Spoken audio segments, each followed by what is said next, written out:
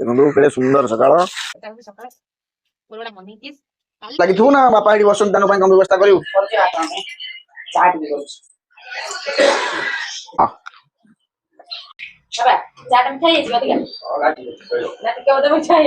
କଣ ଖାଲି ଲୁଡୁ ଖେଳ ଜେଜୁ ହରେଇଦେଲୁ? ଏଇ ଉତ୍ସବ କାହିଁକି ଦେଖିବେ ସକାଳୁ ସକାଳୁ ଫୁଲ ଗଛ କେମିତି ଫୁଟିଛି। ସେ ଆଲମଣ୍ଡା ଫୁଲକୁ ଦେଖ, ଆଲମଣ୍ଡା ଆଣା ହଉଛି, ଆଲମଣ୍ଡା ହେଲା ଏଲୋ ଆଲମଣ୍ଡା ଦେଖ କହୁଥିଲ କେମିତି ଦେଖାଉଛି ସୁନ୍ଦର ଭଳିଆ। ହଁ ଆପଣ ମାନେ ଦେଖିଲେ କେମିତି କେତେ ପ୍ରକାର ଫୁଲ ଅଛି। ବାପା ଆସି ଦେଖିଥିଲେ ଖୁସି, ବାପା ଖୁସି ବଢିଆ ଜୋତା ବାପା କିଣି ଆଣିଛନ୍ତି କାଲି ହେଲା। ଦେଖ ସୁନ୍ଦର ଜୋତାଟା ବଢିଆ ଲାଗୁଛି, ମୋ ପାଦକୁ ତ ଭଲ ମାନିବ ଆଉ। ଆଜି ପୁରା ଶୁଦ୍ଧ ଜଳଖିଆ, ଏମିତି ଜଳଖିଆ ଦେବି ବହୁତ ଦିନ ପରେ ଆଜି ଖାଇବ। ଆମର ଚୁଡା କଣ ନଡିଆ ପାଣି ପଡିବନି, ପାଣି ପଡିଲେ କଣ ହବ ପୁରା ଛେତ୍ରା ହେଇଗଲା ହବ ହେଲା। ପାଣି ପଡିବ, ଅଳ୍ପ ପାଣି ପଡିବ, ତା ଦେହରେ ଆମର ଘିଅ ପକେଇଦବା, ଚିନି ପକେଇଦବା ହେଲା।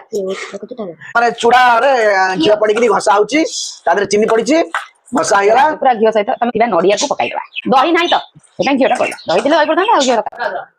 ଏ ଜିନିଷ ଛୁଆବେଳେ ଆମର ଖାଇବା ଭଲ ହଉଥିଲା। ଏ କୁଣିଆ ମୈତ୍ର ଭଲ ଆସିଲେ ଏଇ ଜିନିଷ ଗୁଡା ପୁଣି ଖାଇବେ, ପେଟ ଖରାପ ହବ ନା କିଛି ହବାର ନାହିଁ। ଏତେ ବଢିଆ ସୁନ୍ଦର ଖାଇବା ପାଇଁ ବାପାଙ୍କୁ ପସନ୍ଦ ହେଇଛି, ବହୁତ ବଢିଆ ହେଇଛି। ସେ ଖା, ପ୍ରକୃତିରେ ଏଟା ଭଲ ଲାଗୁଛି ନା, ବାପା ତାଙ୍କୁ ନିଜ ଝିଅ ବୋଲି ସପୋର୍ଟ କରୁଛନ୍ତି। ଏଇଟା ଆମେ ସହିପାରିବୁ, ରିଅଲ ଜିନିଷ ଆଦାୟ କରିବାକୁ ପଡିବ।